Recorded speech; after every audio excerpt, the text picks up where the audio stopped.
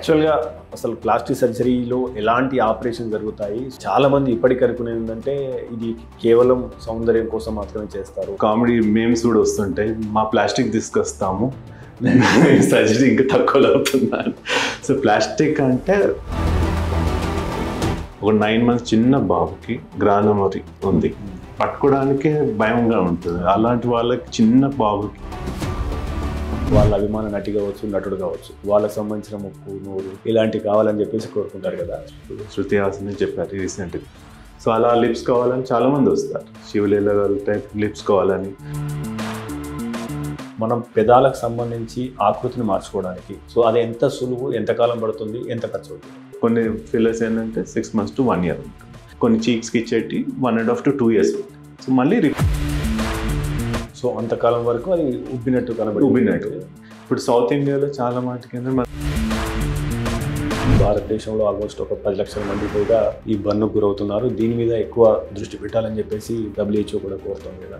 Burn అనేది చాలా infective material బాడీలో. వాళ్ళకి ఏంటంటే బ్యాక్టీరియాకి ఫీస్ట్ అవి వచ్చేసి ఇన్ఫెక్ట్ చేసాయి అనుకోండి బాడీలో. కొందరికి చాలా ఎక్కువ బర్న్స్ అయ్యాయి, వాళ్ళ స్కిన్ సరిపోదు. అట్లాంటప్పుడు ఏం చేస్తారు, బ్లడ్ బ్యాంక్ లాగా స్కిన్ బ్యాంక్స్ కూడా వీళ్ళు. అంటే స్కిన్ బ్యాంక్ అంటే స్కిన్ ఎట్లా వస్తుంది సార్ సాధారణంగా? యూజువల్గా ఇప్పుడు మన కిడ్నీ డోనర్స్ ఇవన్నీ డోనర్స్ లాగానే.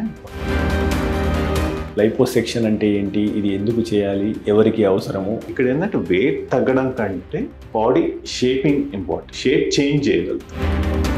హెయిర్ ట్రాన్స్ప్లాంటేషన్ సంబంధించి ఇది ఎంతవరకు సురక్షితము? ఈ మధ్యలో వింటున్నాం కదా, సెలూన్లో చేయించుకున్నారు, హెయిర్ ట్రాన్స్ప్లాంట్ చనిపోయారు. సో అలాంటి కాకూడదు ఉందంటే ఒక అందరూ చేయించుకోవచ్చా అంటే ఏజ్ గ్రూప్ అంటే కాదు. ఆడవారిలో బ్రెస్ట్ తక్కువ ఉండడం, మగవారిలో బ్రెస్ట్ ఉండడం, రైట్, ఈ 2 సమస్యలే కనిపిస్తాయి. వారికి వాళ్ళ బ్రెస్ట్ సైజును పెంచడానికి ఉన్న మార్గాలు ఏంటి? బ్రెస్ట్ చిన్నగా ఉండొచ్చు లేదా పెద్దగా ఉండొచ్చు. పెద్దగా ఉండి ప్రాబ్లం తోటి వచ్చేవాళ్ళు కూడా చాలా మంది ఉంటారు. వాళ్ళని చూడకుండా కింద చూస్తున్నారు అనేది వాళ్ళకి ఎంబరాజింగ్ ఉంటుంది. అట్లా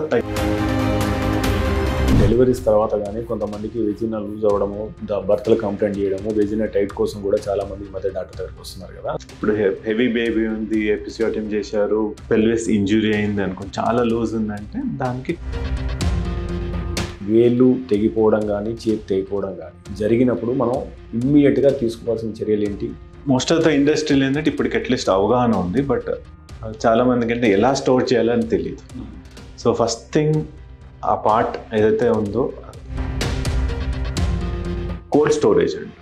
డైరెక్ట్ ఐస్ పైన పెట్టద్దు ఇప్పుడు, కానీ ఒక ప్లాస్టిక్ కవర్లో ఇది పెట్టి. సాధారణంగా ఇళ్లల్లో చాలా మంది ఈ మిక్సర్ కావచ్చు, లేదా బర్న్ కావచ్చు, లేదా వంటగదిలో కాలిన గాయాలు కావచ్చు, మనం ఎలాంటి జాగ్రత్తలు తీసుకుంటే ఈ రీకన్స్ట్రక్షన్ దాకా రాకుండా ఉండే అవకాశం ఉంటుంది? ఈచ్ గ్రూప్కి ఒక్కొక్క రిస్క్స్ ఉంటాయి. చిన్నపిల్లలు ఏంటంటే ఇప్పుడు కాలినప్పుడు కానీ, లేదా ఇరికినప్పుడు కానీ, చిన్న కట్ అయినప్పుడు కానీ, అంటే మనం ప్రాథమిక చికిత్సగా ఏం చేయాలి, ఏం చేయకూడదు? ఫస్ట్ అండ్ ఫార్మోస్ట్ కాలినప్పుడు ఏంటంటే మనం చేసుకోవాల్సింది, చాలా మందికి అపోహ ఏంటంటే మనకైనా కూడా పసుపు తీసి పెట్టేస్తారు. అది అస్సలు చేయకూడదు. ఎందుకంటే యాంటీసెప్టిక్ ఉండొచ్చు, కానీ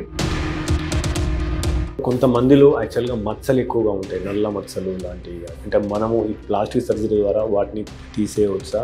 what is the ideal age to do this surgery? కొన్ని మచ్చలు ఏంటంటే ఎప్పటికీ క్యాన్సర్ కావు, కొన్ని మచ్చలు క్యాన్సర్ కావచ్చు. అంటే ఏదన్నా కట్స్ జరిగినప్పుడు శరీరంలో సాధారణంగా అవి మార్కులుగా ఉండకుండా, అంటే బర్రెలు అంటాం కదా మనం, అట్లా ఉండకుండా ఉండడానికి మనం ఎటువంటి జాగ్రత్తలు తీసుకోవాలి? కట్స్ అవుతే ప్లాస్టిక్ తోటి మార్క్స్ లేకుండా మొత్తం తీసేయచ్చు అనుకుంటా. బట్ నెక్స్ట్ 10 yearsలో ఈ 3D ఇమేజింగ్ కావచ్చు, లేదా ఆర్టిఫిషియల్ ఇంటెలిజెన్స్ కావచ్చు, లేదా రోబోటిక్స్ కావచ్చు, ఈ రంగాన్ని ఏ రకంగా మార్చే అవకాశం ఉంది? ఎస్పెషల్లీ వేరే ఫీల్డ్ ఏంటంటే ఏవి వల్ల జాబ్స్ పోతాయి, బట్ మన దాంట్లో ఏంటంటే 62 లక్షల మంది ప్రజల్లో మెడ్ప్లస్ బ్రాండ్ మెడిసిన్స్ కి మారడం వలన 915 కోట్ల రూపాయలు సేవ్ చేసుకున్నారు. అదే మెడిసిన్స్ అదే క్వాలిటీతో 50 to 80% discount. Hi viewers, welcome to MedPlus one TV. దేశంలోని ప్రముఖ డాక్టర్స్ ను పరిచయం చేసే వేదిక మన డాక్టర్ స్టాక్ అనే ప్రోగ్రామ్ కి స్వాగతం. ప్రస్తుతం మనము కేర్ బంజారాహిల్స్ లో ఉన్నాం. మనతో పాటు ఉన్నారు ఇక్కడ ప్లాస్టిక్ సర్జరీ విభాగానికి హెడ్ ఆఫ్ ది డిపార్ట్మెంట్ గా పనిచేస్తున్నారు డాక్టర్ రవిచంద్ర రావు గారు, కన్సల్టెంట్ ప్లాస్టిక్ సర్జన్ గా తను చాలా కాలంగా విధులు నిర్వహిస్తున్నారు. తనని అడిగి అసలు ప్లాస్టిక్ సర్జరీ విభాగంలో ఎలాంటి మార్పులు వస్తున్నాయి, ముఖ్యంగా ఇది కాస్మెటిక్స్ కోసమే చేస్తున్నారా, అదే రకంగా రీకన్స్ట్రక్షన్ లో ఎలాంటి మార్పులు వస్తున్నాయి, రాబో రోజుల్లో ప్లాస్టిక్ సర్జరీ విభాగానికి ఈ వైద్యులకు ఎలాంటి భవిష్యత్తు ఉండబోతుంది అనే అంశాన్ని డాక్టర్ గారు తెలుసుకుందాం. సో డాక్టర్ గారు నమస్తే అండి. నమస్తే అండి. సో డాక్టర్ గారు, ముఖ్యంగా ప్లాస్టిక్ సర్జరీ విభాగానికి వెళ్లే ముందు మీ గురించి, మీ విద్యాభ్యాసం గురించి కొద్దిగా చెప్తారా? ఎంబీబీఎస్, అదే రకంగా ఎంసీహెచ్ ఎక్కడ చేశారు?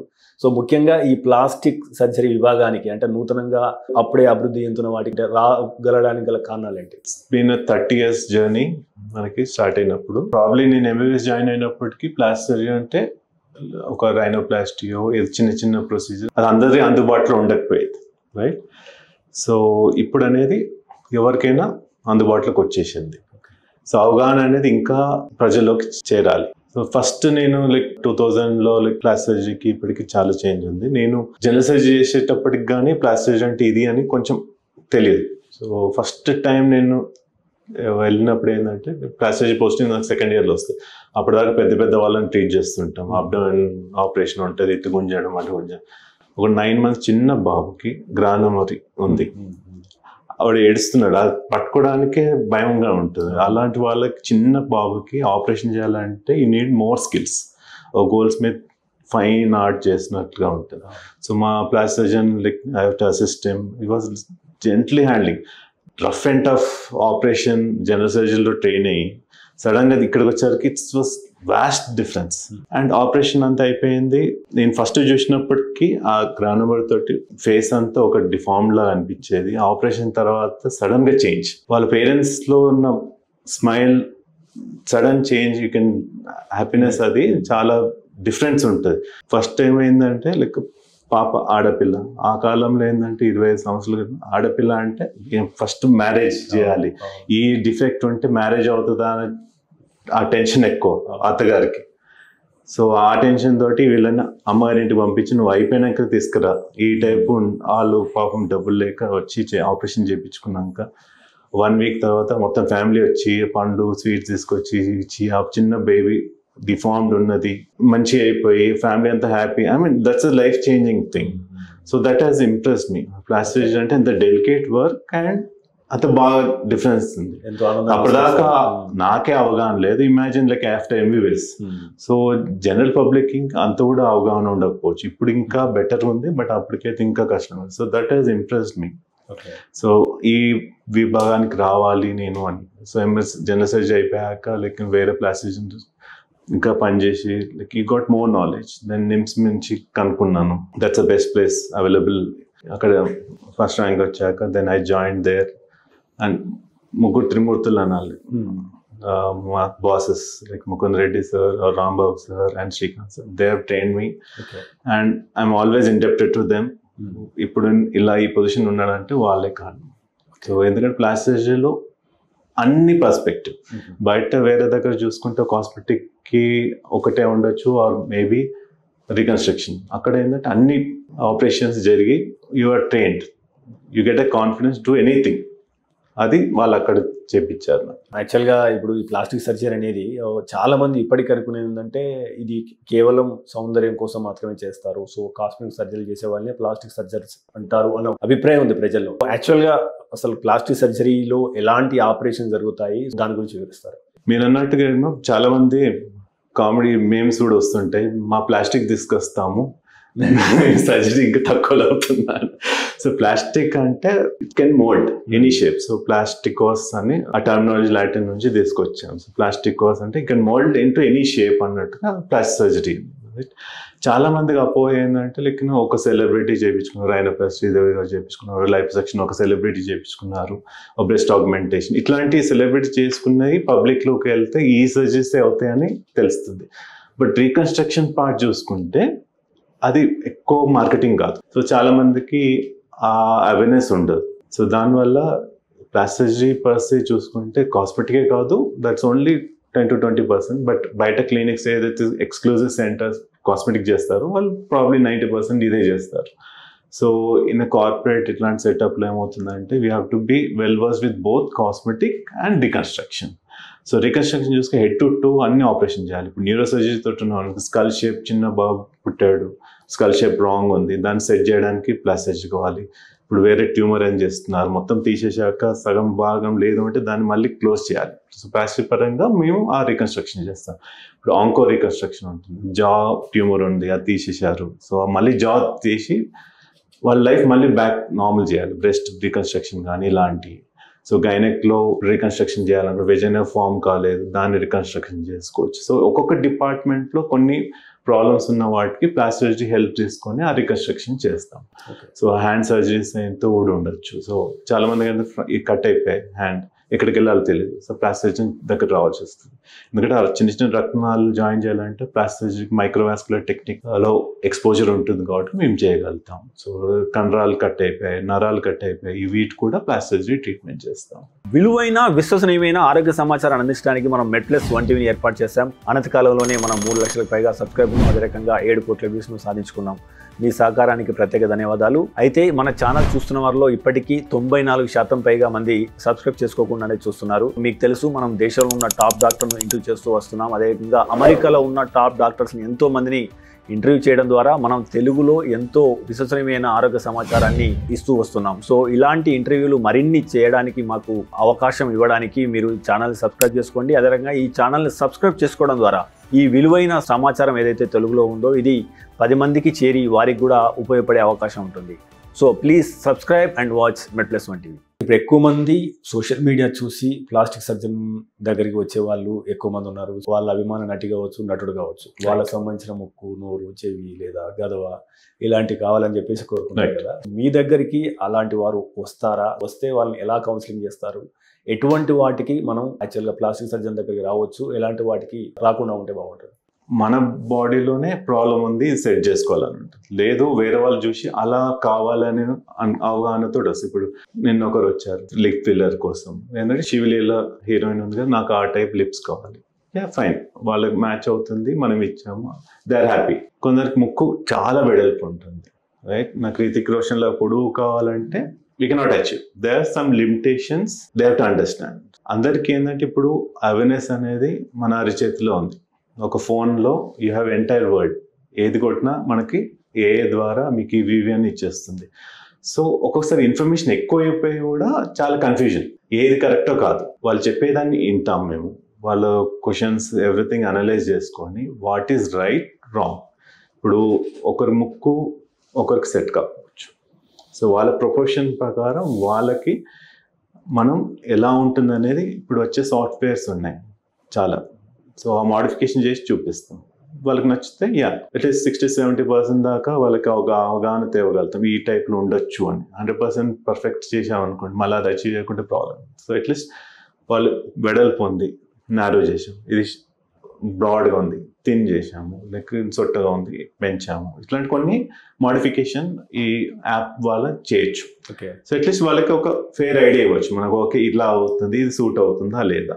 ఇఫ్ అట్ ఆల్ ఒక వేరే వాళ్ళ ముక్కు కావాలనుకో అది తెచ్చి పెట్టి కూడా చూపించచ్చు, it may not suit them, then they will understand. వాళ్ళకి ఏంటంటే అవేర్నెస్ అనేది తేవాలి, what is right or wrong.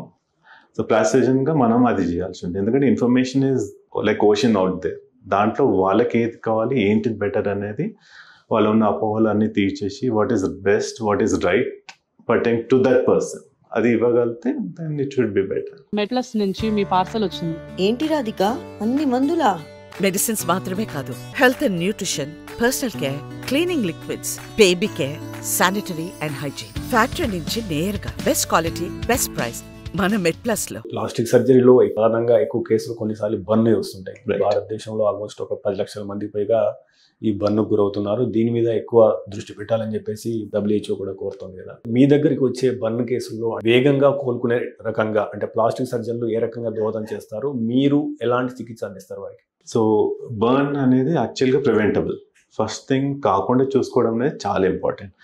If it all వచ్చారే అనుకుందాం, రైట్, వాళ్ళకి ఏం చేస్తామంటే ఎంత డెప్త్ బర్న్ అయింది, క్లియర్ కట్ లెవెల్స్ ఉంటాయి, రైట్. డీప్ బర్న్స్ అంటే ఫుల్ థిక్నెస్ బర్న్స్ అయిపోయి, అలాంటి వాడు ఎంత ఎర్లీగా లేకినా ఫాస్ట్గా మనకి ఇమీడియట్ వచ్చారు 1-2 డేస్లోనే మనం ఆ బర్న్ కాలిపోయిన డీప్ ఉన్న తీసేసి స్కిన్ వేసామనుకోండి, 2 వీక్స్లో they are back to normal. పాత పద్ధతిలో డ్రెస్సింగ్ చేసుకొని నెలలు చేసి వాళ్ళకు ఒక్కొక్కసారి ఇన్ఫెక్షన్, బర్న్ అనేది చాలా ఇన్ఫెక్టివ్ మెటీరియల్ బాడీలో. వాళ్ళకి ఏంటంటే బ్యాక్టీరియాకి ఫీస్ట్ అవి వచ్చేసి ఇన్ఫెక్ట్ చేసాయి అనుకోండి, బాడీలోకి సెప్సిస్ వెళ్ళిపోయి ప్రాణానికే అపాయం రావచ్చు. ఓకే, సో అలా ప్రివెంట్ చేయడానికి ఎర్లీగా ఇంటర్వెన్ అయిపోయి మనం బర్న్ టిష్యూని తీసేసామనుకోండి, స్కిన్ గ్రాఫ్ట్ చేసేస్తే వాళ్ళకి హీలింగ్ అనేది బెటర్గా ఉంటుంది. ఇంకో ఆప్షన్ ఏంటంటే ఇప్పుడు స్కిన్ బ్యాంక్స్ ఉన్నాయి, బ్లడ్ బ్యాంక్ లాగా స్కిన్ బ్యాంక్స్ కూడా వెళ్తాయి. కొందరికి చాలా ఎక్కువ బర్న్స్ అయిపోయి వాళ్ళ స్కిన్ సరిపోదు, అట్లాంటప్పుడు ఏం చేస్తారు, స్కిన్ బ్యాంక్ నుంచి ఆర్డర్ చేసి వాళ్ళ స్కిన్ కొంచెం తీసుకొని ఈ స్కిన్ రెండు బీచ్ మొత్తం బర్న్ ఏరియా అంతా కవర్ చేసాం. టెంపరీగా ఏమవుతుందంటే వాళ్ళ డెడ్ టిష్యూ అంతా వెళ్ళిపోతుంది కదా, ఇన్ఫెక్షన్ అనేది తగ్గుతుంది. వేరే వాళ్ళ స్కిన్ కొంచెం రిజెక్ట్ అయిపోయే టైంకి వాళ్ళ స్కిన్ మళ్ళీ హీల్ అయిపోతే మళ్ళీ అక్కడ నుంచి తీసుకొని కవర్ చేయొచ్చు. ఎట్లా ఎస్పెషల్ చిన్నపిల్లలకి చాలా యూజ్ అవుతుంది. ఇంతకుముందు ఏమవుతుందంటే లైక్ పేరెంట్స్ నుంచి తీసుకునేది. సో ఇప్పుడు ఏం స్కిన్ బ్యాంక్ ఆప్షన్ వచ్చింది మన దగ్గర, ఇప్పుడు ఉస్మానియాలో కూడా ఉంది స్కిన్ బ్యాంక్ది ఫెసిలిటీ. సో అది కూడా వాడుకునే ఆప్షన్. అంటే స్కిన్ బ్యాంక్ అంటే స్కిన్ ఎట్లా వస్తుంది సార్ సాధారణంగా? యూజువల్గా ఇప్పుడు మన కిడ్నీ డోనర్స్ ఇవన్నీ డోనర్స్ లాగానే ఓకే, డెడ్ అయిన వాళ్ళు డొనేట్ చేయొచ్చు స్కిన్ అనేది. Okay, that can also be donated and preserved. At least 5 years దాకా ప్రిజర్వ్ చేసి పెట్టచ్చు. సాధారణంగా మనం లైఫో సెక్షన్ అని చెప్పేసి ఈ మధ్య బాగా వింటున్నాం కదా. లైఫో సెక్షన్ అంటే ఏంటి, ఇది ఎందుకు చేయాలి, ఎవరికి అవసరము, దీని ద్వారా ఎలాంటి ఫలితాలు ఉంటాయి? సో చాలా మందికి అపోహ ఏంటంటే లైపోసెక్షన్ అనేది వెయిట్ రిడక్షన్ కోసం అవుతుందని అనుకుంటారు. నేను లైక్ 30 kgs తగ్గాలి, నాకు ఎన్ని లీటర్స్ తీసేయండి తగ్గిపోతుంది. అది రైట్ పద్ధతి కాదు. చాలా మందికి ఏంటంటే ఎక్సర్సైజ్ చేస్తాం, చేసిన కొన్ని ఏరియాస్ ఉంటాయి. లైక్ కొందరికి చెస్ట్లో తగ్గదు, మేల్స్కి బ్రెస్ట్ లా ఉంది, కొందరికేమో సైడ్ లవ్ హ్యాండిల్స్ లాంటి, కొన్ని థైస్, అప్పర్ బాడీ సన్నగా ఉంటుంది, లోవర్ బాడీ వచ్చేసి హెవీగా అయిపోతుంది. సో వాళ్ళకి ఏంటంటే ఆడ్ షేప్ ఉంటుంది, జీన్స్ వేసుకోవాలంటే కష్టంగా బల్జెస్ కనబడుతున్నాయి, పైన స్లిమ్ ఉన్నారు. సో ఇట్లాంటి డిస్ప్రొపోర్షనేట్ ఉంది, లేదు రెసిడెంట్ ఏరియాస్ ఉన్నాయి, ఎక్సర్సైజ్ లైఫ్ స్టైల్ మెయింటైన్ చేసినా తగ్గట్లేదు అంటే వాళ్ళకి లైపోసెక్షన్ బెనిఫిట్ చేస్తుంది. ఇప్పుడు బిఎంఐ ఓవర్ వెయిట్ ఉన్న వాళ్ళకి okay, or exact normal BMI ఉన్న వాళ్ళు కూడా ఓకే. మరీ మార్బిడ్ ఒబేజ్ ఉన్న వాళ్ళకి లైపోసెక్షన్ యూస్ఫుల్ కాదు, ఎందుకంటే వాళ్ళ క్రైటీరియా వచ్చేసి మెయిన్ వెయిట్ తగ్గాలి. ఇక్కడ ఏంటంటే వెయిట్ తగ్గడం కంటే body shaping important. Shape change చేయగలుగుతాం. ఇప్పుడు ఇట్లా ఉన్నారు సైడ్కి, దాన్ని ఇలా అబ్డమెన్ సైడ్ కట్స్ వచ్చేటట్టు చేయొచ్చు. బ్యాక్ రోల్స్ ఎక్కువ ఉన్నాయి, అట్లాంటి స్మూత్ అవుట్ చేయడానికి లైపోసెక్షన్ బెనిఫిట్ చేస్తుంది. ఇప్పుడు మేల్ బ్రెస్ట్ ఉంది, దాన్ని స్మూత్ అవుట్ చేయడానికి ఆ లైపోసెక్షన్, ఎందుకంటే ఎంత ఎక్సర్సైజ్ చేసినా తగ్గవు. సో వాళ్ళకి ఆడ్గా అనిపిస్తుంది. టైట్ వేసుకుంటే ఫీమేల్స్ లైక్ బ్రెస్ట్ కనబడుతుంది, కాన్ఫిడెన్స్ తగ్గిపోతుంది, ఇట్లా బెండ్ చేసి వాక్ చేయాల్సి వస్తుంది, లైక్ ఎక్కడ స్విమ్మింగ్ వెళ్ళాలంటే కష్టంగా ఉంటుంది. సో వాళ్ళకి ఏంటంటే కాన్ఫిడెన్స్ తక్కువ ఉండి ఇలా ఉంటుంది. కాబట్టి liposuction will benefit them in specific areas shape చేయడానికి. లైపోసెక్షన్ అనేది యూస్ఫుల్, అంతేగాని వెయిట్ తగ్గడానికి కాదు. సో యాడెడ్ అడ్వాంటేజ్ ఉంటుంది డెఫినెట్గా. వెయిట్ కొంచెం తగ్గుతుంది, బట్ 1-2 kgs ఆర్ 5 kgs మనం కొంచెం కష్టపడి ఎక్సర్సైజ్ చేస్తే తగ్గుతుంది, బట్ స్పెసిఫిక్ ఏరియాలో తగ్గదు. లైపోసెక్షన్ అనేది ఆ స్పెసిఫిక్ ఏరియాలో 1 kg or 2 kg makes a huge difference shape wise. పక్కన ఉన్న మెడ్ప్లస్ స్టోర్కు వెళ్ళండి. మీ డాక్టర్ రాసిచ్చిన మెడిసిన్స్ అడగండి. అదే మెడిసిన్ మెడ్ప్లస్ బ్రాండ్ లో ఉందా అని చూడండి. కాంపోజిషన్ సేమ్ గా ఉందా అని చెక్ చేసుకోండి. అదే మెడిసిన్స్ అదే క్వాలిటీతో, కానీ 50 to 80% డిస్కౌంట్ లో. సో శరీరాకృతి మెరుగుపడుతుంది అంతే. అయితే వెయిట్ రిడక్షన్ విషయానికి వస్తే యాక్చువల్గా ప్లాస్టిక్ సర్జరీలు చేసే సర్జరీలకి ఈ వెయిట్ రిడక్షన్ కోసం ఎలాంటివి చేస్తారు, వెయిట్ లో ఎక్కువ ఫలితాలు వస్తాయి? నేను అన్నట్టుగా వెయిట్ కోసం ప్లాస్టిక్ సర్జరీ ఏం చేయము, ఓన్లీ బేరియాట్రిక్ సర్జరీలో జరుగుతుంది. ఓకే, పోస్ట్ బేరియాట్రిక్ ఒక 60 kgs 30 నుంచి 60 kgs తగ్గారనుకోండి, వాళ్ళకి చాలా లూజ్ అయిపోతాయి పార్ట్స్ అని. ఇప్పుడు ఆర్మ్స్లో సాగ్ అయిపోవడం, అబ్డామిన్స్ ఆగిపోవడం, ఫీమేల్స్కి అయితే బ్రెస్ట్ ఆగిపోవడం, వీళ్ళకి ఏంటంటే టైట్నింగ్ ప్రొసీజర్ చేసి మళ్ళీ నార్మల్ షేప్ తేవడానికి మనం యూజ్ అవుతుంది. అంతేగాని ప్లాస్టిక్ సర్జరీ ద్వారా వెయిట్ రిడక్షన్ అనేది టార్గెట్ ఎప్పుడు కాదు, షేప్ చేంజ్ ఒకటే టార్గెట్.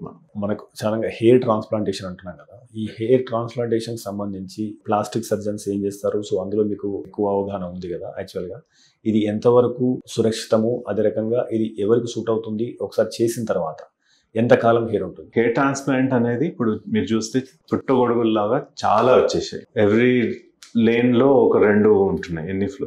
అంటే అందులో ఎంతమంది జెన్యూన్ అనేది మనం సెలెక్ట్ చేసుకోవాలి. ఫస్ట్ ఒక డర్మటాలజిస్ట్ ఉన్నారా, ప్లాస్టిక్ ఉన్నారా, ఆర్ దే ట్రైన్డ్. అది కాక ఇది run by some business man, ఒక స్టూడియో ఉంది, సెలూన్, ఈ మధ్యలో వింటున్నాం కదా, సెలూన్లో చేయించుకున్నారు, హెయిర్ ట్రాన్స్ప్లాంట్, చనిపోయారు. సో అలాంటి కాకూడదు ఉందంటే ఒక board certified dermatologist or plastician well trained in hair transplant with the team ఉన్న వాళ్ళ దగ్గర వెళ్ళగలిగితే సేఫ్. అండ్ ఓ ఏజ్ అంటూ లిమిటేషన్ లేదు, బట్ ఆన్ అన్ యావరేజ్ ఏమవుతుందంటే 25 to 50-60 years దాకా హెల్తీగా ఉండి ఫిట్ ఉంటే they can go for hair transplant. And అందరూ చేయించుకోవచ్చా అంటే ఏజ్ గ్రూప్ అంటే కాదు, మనకి డోనార్ కూడా ఉండాలి. మనం ఏంటంటే ఈ వెనక భాగం నుంచి తీస్తాం, బియర్డ్ నుంచి తీసుకోవచ్చు, ఛాతీ నుంచి, ఇక్కడెక్కడ హెయిర్ లేదనుకోండి హెయిర్ ట్రాన్స్ప్లాంట్ చేయలేదు. అండ్ ఎక్స్పెక్టేషన్స్ ఆఫ్ పేషెంట్ కూడా ఎలా ఉంది, ఫుల్ ఇప్పుడు చూసుకుంటే ఒక అరిచేతి మందమే హెయిర్ ఉంటుంది అండ్ ట్రాన్స్ప్లాంట్ చేయాల్సింది 1, 2, 3, 5 times. దీంట్లో సగం తీసుకొని 5 times ఎక్స్పోనెన్షియల్ చేయగలుగుతామా? చేయలేం. సో ఒరిజినల్ డెన్సిటీ ఎప్పుడు ఇవ్వలేం. It's like an illusion. మనం ఒక ఇల్యూజన్ క్రియేట్ చేస్తాం, వాళ్ళకి ఫుల్ జుట్టు ఉంది అని, అంతే.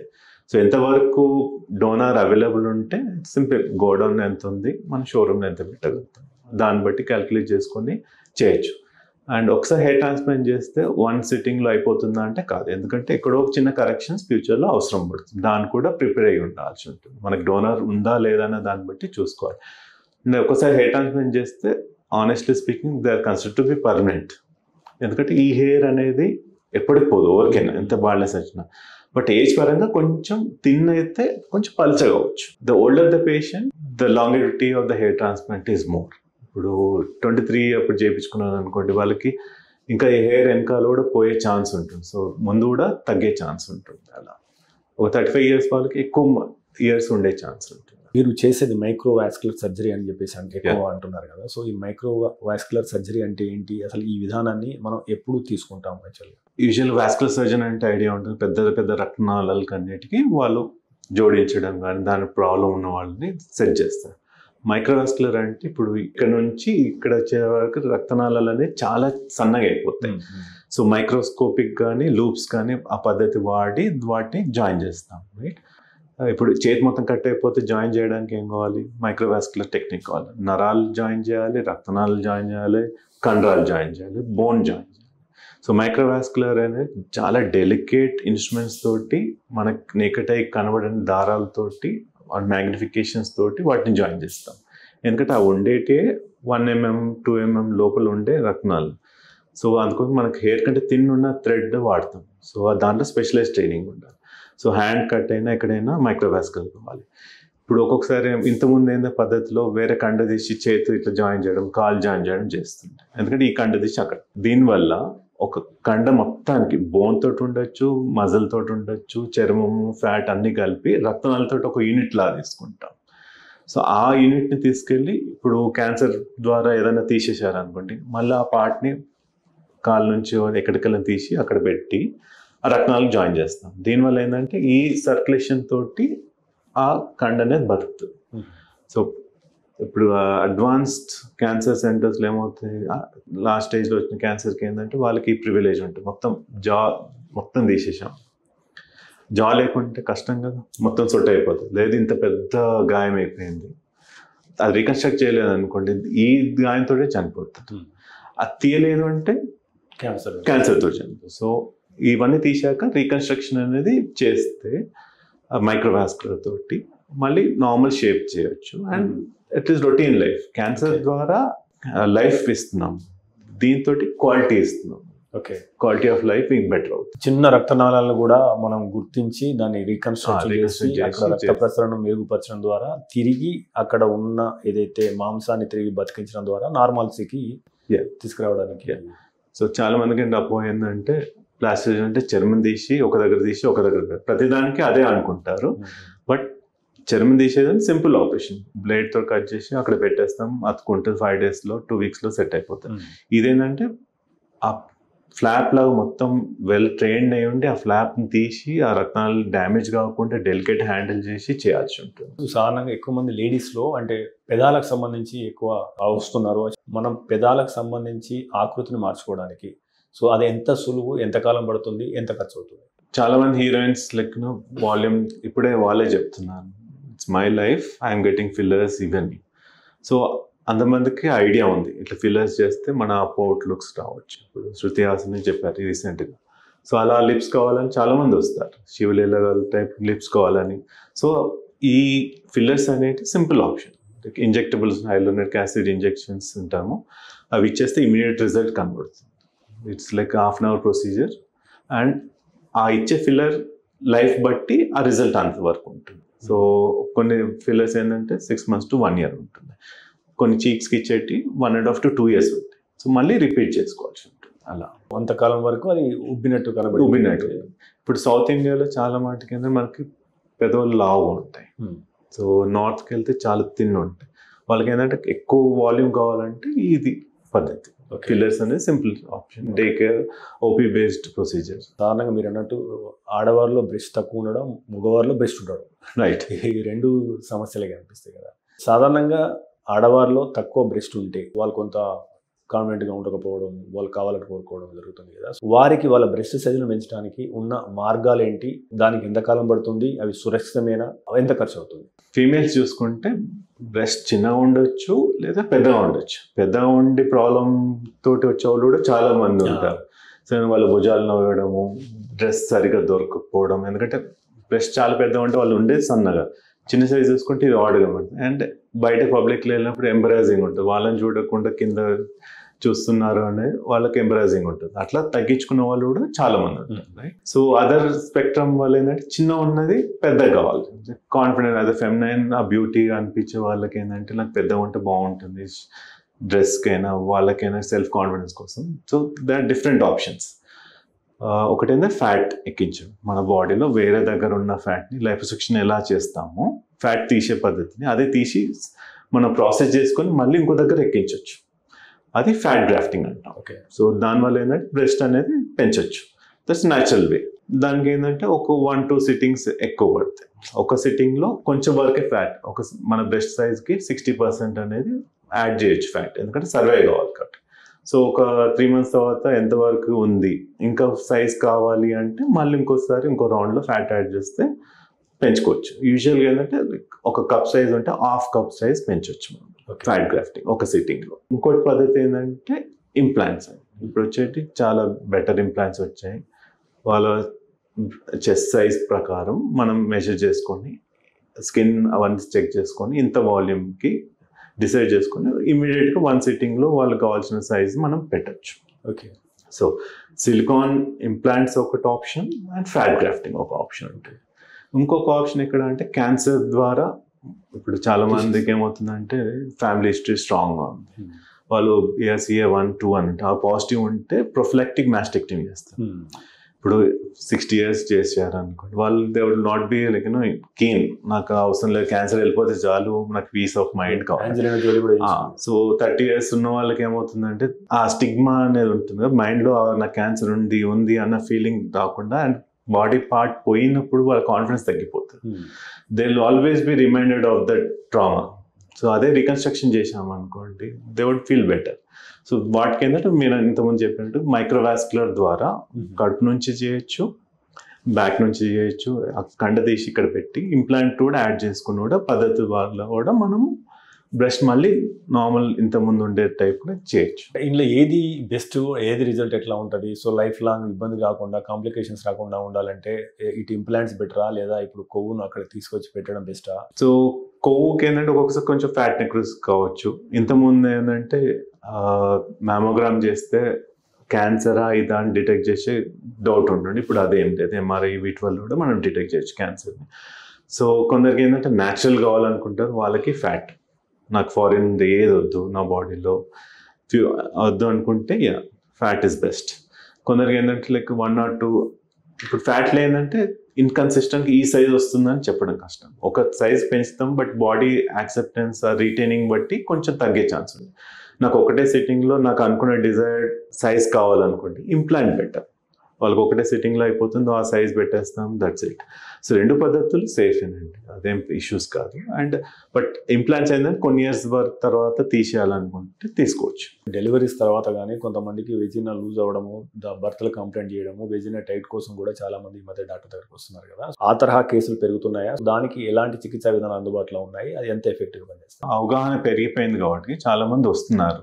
సో బేసిక్గా you have surgical, non surgical. So lasers లాంటి కొన్నిటితో కూడా కొంచెం వరకు మనం టైట్ చేయొచ్చు. ఇప్పుడు హెవీ బేబీ ఉంది, ఎపిసియోటమీ చేశారు, పెల్విస్ ఇంజురీ అయింది అనుకోండి, చాలా లూజ్ ఉందంటే దానికి టైట్నింగ్ సర్జికల్ పద్ధతిలో కూడా టైట్నింగ్ చేయొచ్చు. సో 2 రకాలు, లైక్ లేజర్స్ ద్వారా కొంచెం అధునాతన టెక్నిక్స్ తో కూడా టైట్నింగ్ మజిల్స్ అన్ని స్ట్రింక్ అయ్యేటట్టు, టైట్ అయ్యేటట్టు చేయొచ్చు. సో మరీ రిలాక్సిటీ ఉంది అనుకుంటే సర్జికల్ ద్వారా కూడా వెజినోప్లాస్టీ చేసి టైట్నింగ్ చేయొచ్చు. అది ఎంతకాలం ఉంటుంది, ఎంత ఖర్చు? ఎంతకాలం అంటే రీజునేషన్ లానే ఏజింగ్ అనేది కంటిన్యూస్ ప్రాసెస్. ఓకే, సో ఇప్పుడు టైట్ చేశారనుకోండి మళ్ళీ కొన్ని ఇయర్స్ తర్వాత మళ్ళీ లూజ్ అయిపోయే ఛాన్స్ ఉంటుంది. అలా సాధారణంగా అంటే కొంతమందికి బటక్స్ బాగా పెద్దగా ఉండడం కావచ్చు, లేదా కొంతమందికి కడుపు చాలా పెద్దగా ఉండడం కావచ్చు, ఇలాంటి వాటికి ప్లాస్టిక్ సర్జన్స్ ఎలాంటి చికిత్స అందిస్తారు? బటక్స్ పెద్ద ఉన్న దానికంటే చిన్న ఉన్న వాటికి లిఫ్ట్ అనే బ్రెజిలియన్ బట్ లిఫ్ట్ ఇన్ ఉంటారు, ఆర్ ఫిల్లర్స్ వేసుకోవడం కానీ ఫ్యాట్ పెంచుకోవడానికి చాలా మంది ఇష్టపడుతున్నారు ఇప్పుడు తగ్గించడానికంటే. సో లైపోసక్షన్ ద్వారా అయితే యూ కెన్ రెడ్యూస్ ఇట్. కావాలనుకున్న వాళ్ళకి పెంచే ఆప్షన్ కూడా ఉంటుంది. ఇంకా పొట్ట కొందరికి ఏంటంటే లెక్కన మనకి ఫ్యాట్ ఎక్కడున్న దాన్ని బట్టి మనం డెసిషన్ తీసుకోవాలి. ఇప్పుడు స్కిన్ కింద ఫ్యాట్కి మనం లైపోసక్షన్ చేయొచ్చు. అదే పేగుల చుట్టూ ఉండేది విసిల్ ఫ్యాట్ అంటాం. దాన్ని మనం డైటింగ్ తోటి కానీ మరీ మార్బిడ్ ఒబేజ్ ఉందంటే బేరియర్ సర్జరీస్ కానీ అలాంటివి తీసుకుంటే కానీ అది తగ్గించలేము. ఇప్పుడు కొత్త మెడికేషన్స్ వచ్చేసాయి. ఆ మెడికేషన్స్ తోటి కూడా మనం వెయిట్ అనేది కొంచెం కంట్రోల్ చేసుకోవచ్చు. ఓజంపిక్ ఇట్లాంటివి ఉంటారు, ఇప్పుడు స్టార్స్ అందరూ వాడుతున్నారు, ఓజంపిక్ ఫేసెస్ అవుతున్నాయి, థిన్ అవుతున్నారు. ఇప్పుడు మొంజిదారు అని కొత్తది టాబ్లెట్స్ వచ్చాయి. సో ఈ పద్ధతిలో ఎక్సర్సైజ్ చేసి కూడా తగ్గే ఛాన్స్ ఉంటుంది. విసరల్ ఫ్యాట్, పేగుల దగ్గర ఉన్న ఫ్యాట్కి ప్లాస్టిక్ ద్వారా మనం ఏమి తగ్గించలేము. That has to be reduced by dieting and other medications or వేరే సర్జరీస్. చర్మం కింద ఉన్న ఫ్యాట్ని లైపోసక్షన్ ద్వారా మనం అసెస్ చేసి క్లినికల్గా అసెస్ చేసుకొని తగ్గించవచ్చు. సాధారణంగా అంటే మీరు ప్లాస్టిక్ సర్జరీ విభాగానికి వచ్చినప్పటి నుంచి ఇప్పటికి చాలా రూపాంతరం చెందుతూ వచ్చింది, అభివృద్ధితో వచ్చింది. నెక్స్ట్ 10 years లో ఈ 3D ఇమేజింగ్ కావచ్చు, లేదా ఆర్టిఫిషియల్ ఇంటెలిజెన్స్ కావచ్చు, లేదా రోబోటిక్స్ కావచ్చు, ఈ రంగాన్ని ఏ రకంగా మార్చే అవకాశం ఉంది, దాని గురించి వివరాలు అందిస్తారు? ఎస్పెషల్లీ వేరే ఫీల్డ్ ఏంటంటే ఏవి వల్ల జాబ్స్ పోతాయి, బట్ మన దాంట్లో ఏంటంటే పర్ఫెక్షన్ అండ్ ప్రిసిషన్ పెరుగుతుంది. ఎలా అంటే ఇప్పుడు 3D రికన్స్ట్రక్షన్ ఉంది. ఇంతకుముందు అవగాహనతోటి ఈ షేప్ చేంజ్ చేయాలని మనం ఒక బాడీ పార్ట్ తీసి చేస్తున్నాం.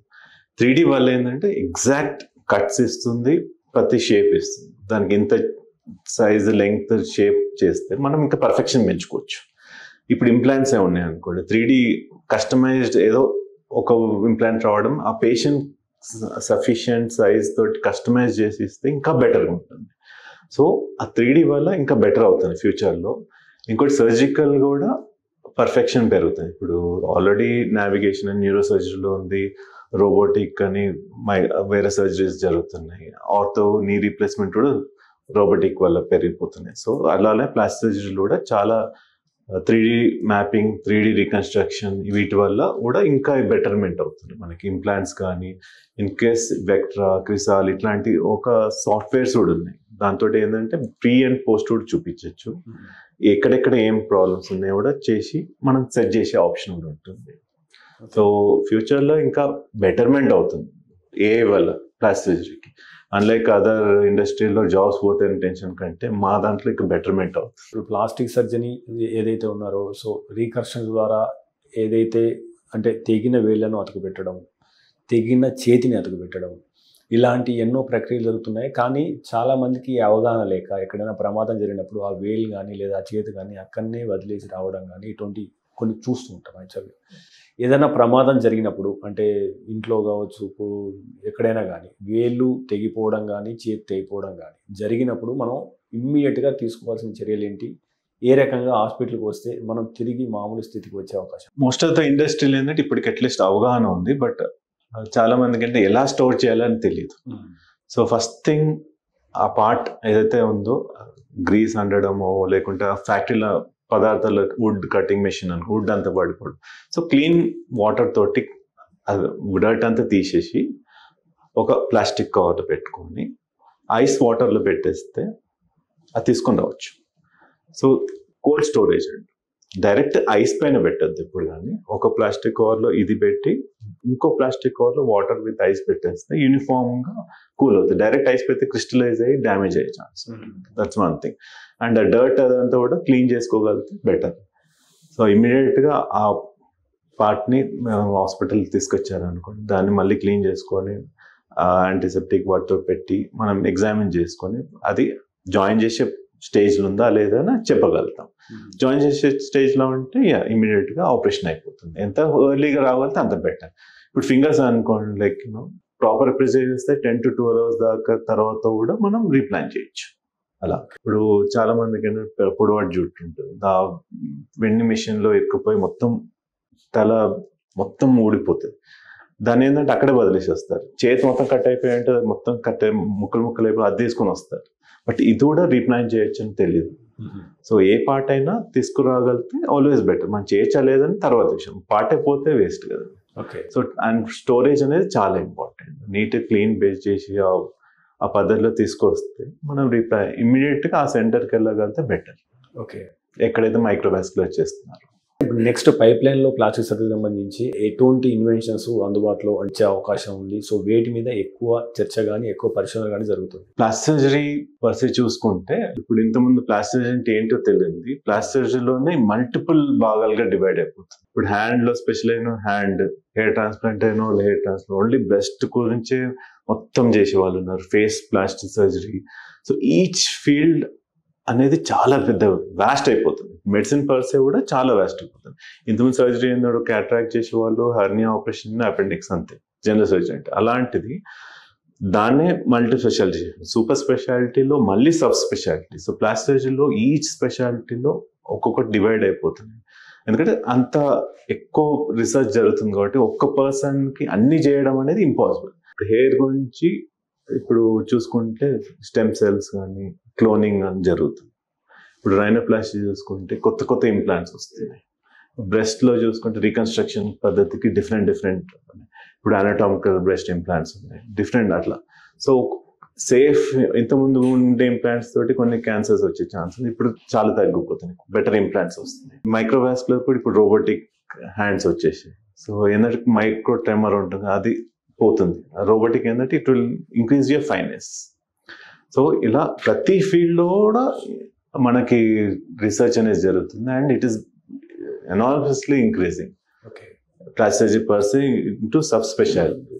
సో డాక్టర్ గారు, మనం prevention is better then cure అంటాం. సాధారణంగా ఇళ్లలో చాలా మంది ఈ మిక్సర్ కావచ్చు, లేదా బర్న్ కావచ్చు, లేదా వంటగదిలో కాలిన గాయాలు కావచ్చు, సో సాధారణంగా వాటి వల్ల ఎక్కువ ప్రమాదాలు జరుగుతాయి? మనం ఎలాంటి జాగ్రత్తలు తీసుకుంటే ఈ రీకన్స్ట్రక్షన్ దాకా రాకుండా ఉండే అవకాశం ఉంటుంది, ప్రమాదాలు నివారించే అవకాశం ఉంటుంది? ఈచ్ గ్రూప్ కి ఒక్కొక్క రిస్క్ ఉంటాయి. చిన్నపిల్లలు ఏంటంటే ఈ డోర్స్లో ఇరుకోడు, ఇద్దరు పిల్లలు ఉరుకుతుంటారు, ఒక డోర్ వేసేసరికి డోర్లో ఇరుకొని ఫింగర్స్ కట్ అయిపోతాయి. సో బెటర్ ఏంటంటే డోర్ స్టాపర్స్ పెట్టుకో. ఇప్పుడు హై రైజ్ బిల్డింగ్స్ వచ్చేసి విండ్ ఎంత హైగా కొడుతుంది, అలాంటి దానిలో డోర్ పడితే డోర్లో ఎల్లు పడితే మొత్తం చాప్ అయిపోతాయి. సో డోర్ స్టాపర్స్ అనేది చాలా ఇంపార్టెంట్, ఎస్పెషల్లీ ఇద్దరు కిడ్స్ ఉన్నప్పుడు చాలా కామన్. నెక్స్ట్ వచ్చేసి చిన్నపిల్లల్లో హాట్ వాటర్ కానీ మిల్క్ కానీ ఆయిల్ పడడం ఎక్కువ కామన్గా చూస్తుంటాం. ప్లాట్ఫామ్ పైన వాటర్ కానీ మిల్క్ పెట్టేస్తారు, వీళ్ళు చిన్నోళ్ళు ఎక్స్ప్లోర్ చేయడానికి అదేం చేసేసి మీద పడేసుకుంటారు. సో అలాంటి కాకుండా చూసుకోవాలి. సో వాళ్ళకి అంత దూరంగా పెట్టుకోవడం. ఇప్పుడు అందరి ఇంట్లలో హీటర్స్ ఉండకపోవచ్చు, వాటర్ హీటర్స్. సో కాయిల్ లాంటిది వాడతాం, అది ఎక్కడన్నా దూరం బాత్రూంలో పెట్టి లాక్ వేయడం బెటర్. ఇప్పుడు బయట పెట్టేసేమంతా పిల్లలు అందులో ఏళ్ళు పెట్టేసి షాక్, ఇది ఒకటి కామన్గా చూస్తాం. పిల్లలు అట్లీస్ట్ ఏంటంటే ఈ డోర్ ఇంజరీస్ అండ్ స్కాల్డ్ బర్న్స్, వేడి నీళ్ళు కానీ ఏదైనా అది ప్రివెంట్ చేయగలిగితే బెటర్. ఇంకోటి ఎట్లా దీపావళి టైంలో క్రాకర్స్, అదొకటి, దాన్ని కూడా ప్రివెంట్ చేయగలిగితే బెటర్, అట్లీస్ట్ చిన్నది. నెక్స్ట్ మిడిల్ ఏజ్ గ్రూప్ వాళ్ళు ఏంటంటే మేల్స్ ఏంటంటే బైక్ క్లీనింగ్ ఉంటుంది, గ్రీస్ పెట్టాలని వాళ్ళ కొత్త మోజు ఉంటుంది, నేనే చేసుకోవాలి అని. బైక్ ఆన్ చేసి ఆ క్లీన్ చేసే టైప్లో క్లాత్ ఇరుక్కొని వేలు కట్ చేసుకుని చాలా మంది వస్తారు. ఆ బైక్ అమ్మేసుకొని ట్రీట్మెంట్ చేసుకోవాల్సి వస్తుంది. సో అంత ప్రాబ్లం అవుతుంది. సో ఆ ఏజ్ గ్రూప్ వాళ్ళకి ఆ జాగ్రత్త అంటే గ్లౌజ్ వేసుకోవడమో లేకుంటే సర్వీస్కి ఇవ్వడమే బెటర్. మనం సొంతంగా రానప్పుడు చేయదు. ఇప్పుడు చాలాసార్లు ఏమవుతుందంటే పవర్ డ్రిల్స్ ఉంటాయి, అవి హ్యాండిల్ చేయడం అందరు కార్పెంటర్ వాళ్ళు చూసుకుంటేనే బెటర్. అలాంటి మనం పవర్ హ్యాండిల్ కట్ చేసేటప్పుడు కట్ అయిన వాళ్ళు కూడా చాలా మంది ఉంటారు ఈ middle age group. Next females చూస్తే వంట చేసేవాళ్ళు. ఈ మిక్సర్ గ్రైండర్ ఉంటుంది కదా, చిన్న జార్ ఉంటుంది, దాంట్లో క్యాప్ పెడతారు. యూజువల్ అయితే వాడు ఇచ్చే లిడ్స్ తీసేసి ఈ క్యాప్ పెడతారు. ఆన్ చేసి పెట్టే టైంలో ఎగిరిపోయి ఏళ్ళు కట్ అయిన వాళ్ళు చాలా. సో ఇప్పుడు వచ్చేటి ఏంటంటే సెన్సార్స్ తోటి ఉన్నాయి. అంటిల్ ఫుల్ క్లోజ్ చేస్తే తప్ప మిక్సర్ గ్రైండర్ ఆన్ కాదు. సో అలాంటి జాగ్రత్తలు తీసుకోగలిగితే అట్లీస్ట్ ఆ మిక్సర్ గ్రైండర్ ఇంజురీస్ ప్రివెంట్ చేసుకోవచ్చు. ఎందుకంటే హ్యాండ్స్ అనేది చాలా ఇంపార్టెంట్ ఎవరికైనా ఏ పని చేయాలన్నా. సో అట్లా ప్రివెంట్ చేయొచ్చు మనం. నెక్స్ట్ ఓల్డ్ ఏజ్ గ్రూప్ వాళ్ళు ఏంటంటే పూజలు వీళ్ళు చేస్తుంటారు, రైట్? కింద ల్యాంప్స్ ఉంటాయి, చీర లూజ్గా ఉండి వాళ్ళు వాక్ చేస్తూ అటు చేస్తూ చీర అంటుకొని కాళ్ళు బర్న్ అయిన ఏజ్ గ్రూప్ చాలా కామన్. సో అట్లీస్ట్ ల్యాంప్స్ ఏంటంటే కింద పెట్టుకోకుండా పూజ టైంలో జాగ్రత్త చూసుకోగలిగితే అది ప్రివెంట్ చేయొచ్చు మనం. అంటే ప్రాథమిక చికిత్సల గురించి మాట్లాడదాం. ఇప్పుడు కాలినప్పుడు కానీ లేదా ఇరికినప్పుడు కానీ చిన్న కట్ అయినప్పుడు కానీ అంటే మనం ప్రాథమిక చికిత్సగా ఏం చేయాలి, ఏం చేయకూడదు? ఫస్ట్ అండ్ ఫార్మోస్ట్ కాలినప్పుడు ఏంటంటే మనం చేసుకోవాల్సింది వాటర్ పోయాలి. చాలా మందికి అపోహ ఏంటంటే వాటర్ పోస్తే మనకు బొబ్బే వస్తుంది, బ్లిస్టర్స్ అంటాం కదా, వాటర్ ఫీల్డ్ ఉంటుంది అది వస్తుందని అపోహ ఉంటుంది. సో అది రాంగ్. ఇప్పుడు ఏదైనా వేడి వస్తువు ఉంది, దాన్ని చల్లారిస్తే ఏమవుతుంది, హీట్ తగ్గిపోతుంది. సో మన బాడీ కూడా అంతే, ఆ వేడి వస్తువు పడి హీట్ అయింది, దాన్ని కంటిన్యూస్గా చల్లటి నీళ్ళు ఒక 20 నిమిషాల దాకా పోస్తే చాలు. 20 to 18 degrees సెంటిగ్రేడ్ చూసుకోవాలి. మరీ వేడి ఉండదు, మరీ ఐస్ వాటర్లా ఉండదు. పోస్తే ఏంటంటే కంటిన్యూస్ ఒక 20 minutes బర్న్ సెన్సేషన్ వెళ్ళిపోయేదాకా కంటిన్యూస్ పోస్తే ఏంటంటే ఆ హీట్ అనేది మన కాంటాక్ట్ టైం తగ్గిస్తున్నాం, దానివల్ల డెప్త్ ఆఫ్ బర్న్ తగ్గుతుంది. ఓకే, ఇప్పుడు స్టవ్ పైన ఎంతసేపు వెయిట్ చేస్తుంటే అంత కుక్ అయిపోతుంది కదా. అదే హీట్ మనకి ఎక్కువసేపు ఉంటే మన స్కిన్ కూడా కుక్ అయిపోతుంది. దాన్ని ప్రివెంట్ చేయడానికి కంటిన్యూస్గా వాటర్ పోయాలి. 20 minutes అట్లీస్ట్ పోస్తే ఆ హీట్ అనేది తగ్గుతుంది. డెప్త్ ఆఫ్ బర్న్ తగ్గింది అనుకోండి, హీలింగ్ కూడా అంతే ఫాస్ట్ ఉంటుంది. నెక్స్ట్ ఇంకోటి ఏంటంటే ఐస్ పెడతారు, అది అస్సలు పెట్టకూడదు. ఇంకోటి ఏంటంటే జెంటిన్ వైలెట్ కలర్ వేసేస్తారు, ఏదైనా గ్రీస్ లాంటిది ఆయిల్ లాంటిది పూసేస్తుంటారు, బర్నాల్ ఇట్లాంటిది ఏం చేయొద్దు. జస్ట్ క్లీన్ వాటర్ పోయండి చాలు, that will take care. Then immediately go to first aid centre, hospital కానీ వెళ్తే దాని ప్రకారం ట్రీట్మెంట్ తీసుకోవచ్చు. వాటర్ పోయకపోవడం అనేది చాలా కామన్, ఎందుకంటే అది పోస్తే ఈ బొబ్బ వస్తుంది అని అపోహ. నెక్స్ట్ థింగ్ ఏంటంటే ఏదైనా కట్ అయినా మనకేంటి ఇంట్లో ఎవరైనా చిన్నప్పుడు మనకైనా కూడా పసుపు తీసి పెట్టేస్తారు, అది అస్సలు చేయకూడదు. ఎందుకంటే యాంటీసెప్టిక్ ఉండొచ్చు కానీ మనకి చిన్న కట్ ఉంది, ఆ పసుపు అనేది లోపలికి వెళ్ళిపోతే దాంతో హీలింగ్ అనేది పైన కట్స్ అనుకుని రాలేదు, డీప్ కట్స్ అయిపోయి పసుపు లోపలికి వెళ్ళిపోతే ఏముంది, 2 టిష్యూస్ దగ్గర రాకుండా ఇది ఆపుతుంది కదండి. సో దాన్ని క్లీన్ చేయడానికి మళ్ళీ పెద్ద ప్రాసెస్ లా ఉంటుంది. సో దానివల్ల క్లీన్ క్లాత్ తీసుకొని ప్రెషర్ పెడితే చాలు, జస్ట్ జెంటిల్గా, మొత్తం సర్క్యులేషన్ ఆపే అంత కాదు, అక్కడ ఒక పాయింట్లో ప్రెషర్ పెడితే మనకి బాడీ ఏంటంటే న్యాచురల్ కూడా 5 to 10 minutes క్లాటింగ్ అయ్యే పద్ధతి ఉంటుంది. That's protective mechanism. మన ప్లేట్లెట్స్ కానీ ఫైబ్రిన్ ఇవన్నీ వల్ల కూడా మనకి క్లాటింగ్ అనేది ఉంటుంది. సో ప్రెషర్ పెడితే చాలు, అది ఆటోమేటిక్గా ఆగిపోతుంది. ఏం కంటామినేషన్ ఉండకుండా డైరెక్ట్గా వెళ్ళి ట్రీట్మెంట్ తీసుకోవడం బెటర్. చాలాసార్లు మట్టి పెడతారు, కాఫీ పెట్టేస్తారు, టీ పౌడర్ పెట్టేస్తారు, పసుపు, ఏది దొరికితే అది, పక్కింటి వాడు చెప్పాడు, అమ్మమ్మ చెప్పింది, నాన్నమ్మ చెప్పింది. సో అవన్నీ చేయకుండా క్లీన్ క్లాత్ పెట్టి డైరెక్ట్ తీసుకొస్తే ఇంకా మేక్స్ యువర్ లైఫ్ ఈజీ. చిన్న కట్స్ అనుకోండి, ఏం చేయాల్సిన అవసరం లేదు, ఇది చేసేస్తే ఏమవుతుందంటే ఆ క్లీనింగ్లోనే పెయిన్ ఎక్కువ అయిపోతుంది. సో ఎలక్ట్రిక్ షాక్స్ జరిగినప్పుడు అంటే ఎటువంటి ప్రమాదాలు జరుగుతాయి, అప్పుడు ఎటువంటి వైద్యం అందిస్తారు, ఎటువంటి లాస్ ఉంటుంది అందులో? సో హై టెన్షన్, లో టెన్షన్. ఇప్పుడు ఇంట్లో జరిగేదంటే లో టెన్షన్ ఉంది. సో ఎనీథింగ్ కాంటాక్ట్లో ఉన్నారు అనుకోండి, మనం వెళ్ళి డైరెక్ట్గా ఆ పేషెంట్ని పట్టుకోకూడదు. సో ఏదైనా కట్టేది నాన్ కండక్టింగ్ తోటి ఆ వైర్ని తోసేయడం చేసేసి ప్లగ్ ఆఫ్ చేసేస్తే బెటర్. దెన్ ఆ పర్సన్ అక్కడ నుంచి తీసుకెళ్ళి వేరే దగ్గర పెట్టుకొని చూడాలి. చాలాసార్లు ఏముందంటే హార్ట్ది చేంజ్ అవుతుంది రిథమ్ వీళ్ళల్లో. ఇమీడియట్గా ఏంటంటే పల్స్ చెక్ చేసుకోండి, బ్రీతింగ్ ఉన్నదా, ఎలా ఉన్నారు, హార్ట్ బీట్ ఉందా, అవన్నీ చెక్ చేసుకుంటే బేసిక్ ఎవరైనా పల్స్ చెక్ చేసుకోవచ్చు. వారు అట్లీస్ట్ ఇక్కడ చేతి పెట్టి హార్ట్ బీట్ ఉందా చేసుకోవచ్చు, కాన్షియస్ ఉన్నారా లేదు. కాన్షియస్ ఉంటే యూ కెన్ మాట్లాడి అట్లీస్ట్ తెలుసుకోవచ్చు. కాన్షియస్ లేరంటే ఇమ్మీడియట్గా రషింగ్ టు ద హాస్పిటల్, ఎందుకంటే హార్ట్ ఆగిపోయే ఛాన్స్ ఉంటుంది మనకి లో వోల్టేజ్ వల్ల. ఓకే, అండ్ ఏదైనా ఎగ్జిట్ వూండ్స్, ఎంట్రీ వూండ్స్ ఉంటాయి మన బాడీలో. ఎగ్జిట్ ఎంట్రీ అనేది ఎక్కడైతే ఎంట్రీ అయిందో ఎగ్జిట్ అయ్యే వూండ్ దగ్గర కూడా బర్న్స్ అవుతాయి. అండ్ ఇమ్మీడియట్ ట్రీట్మెంట్ తీసుకోవాలి. హార్ట్ పరంగా కానీ ఇప్పుడు చేతి అనుకోండి, ఆ స్వెల్లింగ్ అయిపోయే ఛాన్స్ ఉంటుంది. స్వెల్లింగ్ అయిపోతే కంపార్ట్మెంట్ సిండ్రోమ్ వచ్చేసి హ్యాండే చనిపోయే ఛాన్స్ ఉంటుంది. సో ఇమ్మీడియట్ ట్రీట్మెంట్ ఇస్తే ఆ వాప్ తగ్గి బెటర్మెంట్ హ్యాండ్ఫుల్ యూజ్ అయ్యే ఛాన్స్ బెటర్ అవుతుంది. సో హై టెన్షన్లో ఏమవుతుందంటే లైక్ కరెంట్ మొత్తం కాలిపోయి ప్రాబ్లం, లిమ్మే పోయే ఛాన్స్. ఆ పర్సన్ కూడా సేమ్ దానికి అతకపోతే ఏదైనా స్టిక్ కానీ అది అందుబాటులో ఉంటే దాంతో దాన్ని అక్కడ నుంచి చూపించి immediate he has to be taken to hospital. ఎందుకంటే వీళ్ళకి బర్న్స్కి ఐవీ ఫ్లూయిడ్స్ ఇవ్వాలి, యాంటీబయాటిక్స్ ఇవ్వాలి. ఇట్లాంటి కంపార్ట్మెంట్ సిండ్రోమ్, ఏదో ప్రెషర్ ఎక్కువ అయిపోయి సర్క్యులేషన్ ఆగిపోయి స్టేజ్కి వెళ్తారు, అట్లాంటి వాటిలో ఉంటే వాటిని రిలీజ్ చేయడము, ఫర్దర్ సర్జరీస్ చేసి హ్యాండ్ కానీ లింబ్స్ కానీ సేవ్ చేసే ఆప్షన్ ఉంటుంది. కొంతమందిలో యాక్చువల్గా మచ్చలు ఎక్కువగా ఉంటాయి, నల్ల మచ్చలు లాంటివి కానీ లేదా కొంతమంది తెల్ల మచ్చలు లాంటివి కానీ. అంటే మనము ఈ ప్లాస్టిక్ సర్జరీ ద్వారా వాటిని తీసేయవచ్చా? What is the ideal age to do this surgery? పుట్టుకతో వచ్చే మచ్చలు నాట్ అన్ ఇష్యూ. చిన్న సైజు ఉంటాయి, జెయింట్ సైజెస్ ఉంటాయి, జెయింట్ హెయిరీ నీవస్ అంటాం. కొన్ని మచ్చలు ఏంటంటే ఎప్పటికీ క్యాన్సర్ కావు, కొన్ని మచ్చలు క్యాన్సర్ కావచ్చు. జెయింట్ హెయిరీ నీవస్ అనేది పెద్ద సైజ్ది. ఆ సైజ్ది ఏంటంటే ఎప్పటికైనా తీపించుకోవాలి, లేదంటే ఎప్పటికైనా ఫ్యూచర్లో క్యాన్సర్ కావచ్చు. ఇప్పుడు చిన్నపిల్లలు కాబట్టి పెద్దవాళ్ళు ఉన్నారు అనుకోండి, లైక్ ఎనీ మచ్చ పుట్టినప్పటి నుంచిలో ఉంది, సైజ్ పెరుగుతుంది, కలర్ చేంజ్ అవుతుంది, ఏదైనా నీరు గారుతుంది, ఎనీ చేంజ్, ఇచ్చింగ్ అవుతుంది, ఎనీ చేంజ్ అవుతున్నా that is turning in to something else. First ఇమీడియట్గా బయాప్సీ చేయించడము, ఏదో ఒకటి అది తీపిచ్చడం చేయాల్సి ఉంటుంది. ఎందుకంటే అది పెరిగిపోయింది అనుకోండి ర్యాపిడ్గా, మెలనోమా అంటాం, అది లైఫ్ థ్రెటనింగ్ క్యాన్సర్స్ కావచ్చు.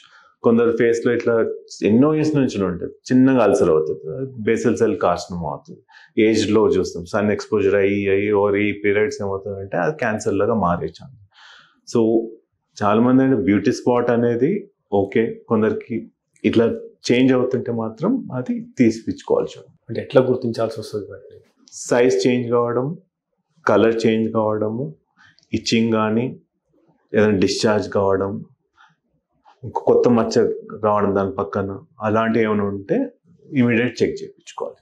సో డాక్టర్ గారు, అంటే మీరు అన్నారు కదా, ఇప్పుడు సరైన సమయంలో మనం వైద్యం చేయకపోవడం వల్ల సాధారణంగా ఇన్ఫెక్షన్ వచ్చే అవకాశం ఉంది, తద్వారా శరీర అవయవాలను కూడా తీసేయాల్సిన పరిస్థితి ఏర్పడుతుంది. ఈ ఇన్ఫెక్షన్స్ రాను పెరుగుతున్నాయి, ఎందుకంటే ఇప్పుడు ఉన్న యాంటీ డ్రగ్స్ కావచ్చు సరిగా పనిచేయట్లేదు, అంటే రెసిస్టెన్స్ పెరుగుతుంది అన్న అది వస్తుంది. ఇప్పుడు కేర్లాండ్ హాస్పిటల్లో ఇన్ఫెక్షన్ రేట్ను తగ్గించడానికి ఎటువంటి విధానాలు అవలంబిస్తారు? ఇప్పుడు బయట ఏమవుతుందంటే కొంచెం ఇన్ఫెక్షన్ రాగానే, సోర్తో రాగానే అజిత్రోమైసిన్ వేసేసుకుంటుంది, ఆర్ ఆగ్మెంటిన్ వేసేసుకుంటుంది. అది జనాల్లో తెలిసిపోయింది. వాళ్ళు ఇంతకుముందు మెడికల్ షాప్ కూడా అవసరం లేదు, ఈ ట్రీట్మెంట్ చూసుకొని ఇది వేసేసుకోరా అని వాళ్ళే తెచ్చేయడము వేసేసుకోవడం జరుగుతుంది. ఇప్పుడు ఆగ్మెంటిన్, అజిత్రోమైసిన్ కూడా పనిచేయవు, ఎందుకంటే కమ్యూనిటీ లెవెల్లో ఎన్ని యాంటీబయాటిక్స్ వాడేసరికి బ్యాక్టీరియా కూడా అనేది మార్పు చెందుతూ ఉంటుంది. అది కూడా మనలానే అది కూడా అడ్వాన్స్డ్ అవుతూ ఉంది. సో ఇప్పుడు ఏమవుతుందంటే లైక్ అలా కమ్యూనిటీ లెవెల్లోనే ఈ యాంటీబయాటిక్స్ వాడడం వల్ల ఇంకా మార్పు చెందిన బ్యాక్టీరియా రావడం వల్ల ఇంకా ఒక స్టేజ్ వచ్చాక ఇన్నోవేషన్ అనేది ఒక లెవెల్కి ఆగిపోతుంది. దాని కొత్త కొత్త యాంటీబయాటిక్స్ తయారు చేస్తూ పోలేము. సో బ్యాక్టీరియా కూడా తెలివిమీరిపోయి ఇంకా రెసిస్టెంట్ బ్యాక్టీరియా అవుతుంది, ఇంకా ఫ్యూచర్లో మనకి ఇంకా ప్రాబ్లం అయిపోతుంది. సో కేర్ హాస్పిటల్లో ఏంటంటే వీ హ్యావ్ యాంటీబయాటిక్ గ్రూప్, అంటే ఒక ఇన్ఫెక్షన్ కంట్రోల్ గ్రూప్ అని ఉంటుంది. సో మన హాస్పిటల్లో ఏ ఇన్ఫెక్షన్స్కి ఏ యాంటీబయాటిక్ పనిచేస్తుందని చూసుకుంటాం, దాని ప్రకారం ఎంపికల్గా స్టార్ట్ చేస్తాం. హైయర్ యాంటీబయాటిక్ ఎప్పుడు స్టార్ట్ చేయం, అంటిల్ లైఫ్ థ్రెటనింగ్ అవుతుంది. వీటికి ఉంది లైఫ్ సేవింగ్, దాన్ని బట్టి బయట ఏమవుతుందంటే స్టార్టింగ్ పెద్ద యాంటీబయాటిక్ స్టార్ట్ చేసేస్తారు, అది డేంజరస్, ఎందుకంటే తర్వాత ఏమో పనిచేయవు. అండ్ హాస్పిటల్లో ఏమవుతుందంటే నోజోకోమియల్ ఇన్ఫెక్షన్స్ అంటాం, ఒక పర్సన్ నుంచి ఇంకో పర్సన్కి ఇన్ఫెక్షన్ రాకుండా ఉండడానికి ప్రాపర్ కేర్ తీసుకుంటే ఆ ఇన్ఫెక్షన్స్ అనేది కంటైన్ చేయొచ్చు. ఇప్పుడు మిమ్మల్ని ట్రీట్ చేశాను నేను, హ్యాండ్ రబ్ వాడి మళ్ళీ ఇంకో దగ్గర వాష్ చేసుకొని నెక్స్ట్ పేషెంట్ చూడాలి. అదే మిమ్మల్ని చూసి అదే సిస్టర్ మళ్ళీ ఇంకో చేస్తుంది అనుకోండి, ఇక్కడ నుంచి అక్కడ infection humans can be transferring this infection. అట్లా కాకుండా కేర్లో ఏంటంటే నోజోకోమియల్ ఇన్ఫెక్షన్ ప్రివెన్షన్కి ట్రైనింగ్ ప్రతి పర్సన్కి ఉంటుంది. ఆయమ్మ కానీ సిస్టర్స్ కానీ డాక్టర్స్ కానీ పాటిస్తాం. అండ్ యాంటీబయాటిక్ కూడా పెద్ద యాంటీబయాటిక్ వాడాలంటే you have to have a proforma. ఎందుకు వాడుతున్నాము రాసి రికమెండేషన్ అవుతే తప్ప యూ కెనాట్ స్టార్ట్. డాక్టర్ గారు, మీరు ఈ రంగంలో ఆల్మోస్ట్ అంటే చాలా కాలంగా పనిచేస్తున్నారు. కొత్తగా ప్లాస్టిక్ సర్జరీ విభాగంలోకి వద్దాం అనుకుంటున్నారు వైద్యులకి మీరు ఇచ్చే సలహా ఏంటి? అంటే దృక్పథం ఎలా ఉంటే సక్సెస్ అయ్యే అవకాశం ఉంది? ఇక్కడ ఏం ఎక్స్పెక్ట్ చేయొచ్చు, ఏది ఎక్స్పెక్ట్ చేయదు? ఇప్పుడు వచ్చే వాళ్ళకి ఏంటంటే చాలా మందికి అవగాహన ఉండాలి. కాస్మెటిక్ సర్జరీ చేస్తానా రీకన్స్ట్రక్షన్ ఆర్ రెండు నేర్చుకో. సో ఇప్పుడు గవర్నమెంట్ హాస్పిటల్లో ట్రైన్ అవుతున్న వాళ్ళకి ఏంటంటే కాస్మెటిక్ అనేది ఎక్స్పోజర్ ఉంటుంది. సో అల్టిమేట్లీ వాళ్ళు దాంట్లో రావాలి అనుకుంటే కాస్మెటిక్కి ప్రాపర్ ట్రైనింగ్ తీసుకోండి. అన్నిట్లో మళ్ళీ టైం స్పెండ్ చేయాలి. ఆల్రెడీ ఒక ప్లాస్టిక్ సర్జన్ కావాలంటే 30+ years అయిపోతుంది. ఆల్రెడీ మ్యారేజ్ అయ్యింటే కిడ్ ఉంటే ఆ ప్రెషర్లో ఉంటుంది. But you have to spare time. దీంట్లో ఇప్పుడు అయిపోగానే నేర్చుకోకుంటే ఫ్యూచర్లో కష్టం. ఏదో ఎక్స్పెరిమెంట్ చేయడానికి రాకూడదు. సో ఒక స్పెషలిస్ట్ దానికి వెళ్తున్నారంటే దాంట్లో మళ్ళీ ట్రైనింగ్ అయ్యి పర్ఫెక్షన్ అయ్యాక యూ కెన్ స్టార్ట్. చాలా స్కోప్ ఉంటుంది. మనం దేంట్లో అనేది ఫస్ట్ ఇంట్రెస్ట్ తీసుకుంటే దాన్ని టార్గెట్ చేసుకోగలిగితే బెటర్. అన్నీ చేయాలంటే కష్టం. సో అన్నీ చేయాలంటే షుడ్ హ్యావ్ ఎ టీమ్. ఒక్కొక్క టీంలో ఒక్కొక్కరు స్పెషలైజ్డ్ ఉన్నారు. కంబైన్డ్ నాలెడ్జ్ తోటి బెటర్ అవ్వచ్చు. దట్స్ హౌ నిమ్స్లో టీమ్ అనేది అండ్ కేర్లో కూడా అలానే జరుగుతుంది. కేర్లో కూడా ఏంటంటే టీమ్ ఎంకరేజ్ చేస్తారు. మేము 6 members ఉన్నాం. So each one is specialised something. So ఒక్కొక్క నాలెడ్జ్ తోటి we can add on. Accident జరిగినప్పుడు ట్రోమా కేసుల్లో ఒక్కోసారి క్రష్డ్ కేసెస్ వస్తాయి. కొన్నిట్లో అంటే శరీర భాగాలు విచ్ఛిన్నమవడం లాంటి సంఘటనలు వస్తాయి. అప్పుడు మీరు వాటిని రీకన్స్ట్రక్షన్ చేసే విధానం ఏ రకంగా ఉంటుంది? మీ అంటే స్టేజెస్ ఏ రకంగా చేస్తారు? ఇమ్మీడియట్గా ఫస్ట్ ఫార్మోస్ట్ లైఫ్ ఇంపార్టెంట్. మనకి రాగానే ఫస్ట్ లైఫ్ సేవింగ్ ABCs అంటాం.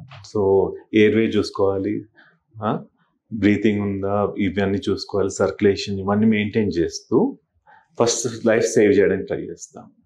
అయిపోయాక ఎక్కడైనా బ్లీడింగ్ అవుతుంటే దాన్ని ఆపడం, ఇవన్నీ అయిపోయి స్టేబుల్ అయ్యాక then plan for reconstruction. First surgery ఏమవుతుందంటే మనకి అసెస్మెంట్ ఉంటుంది.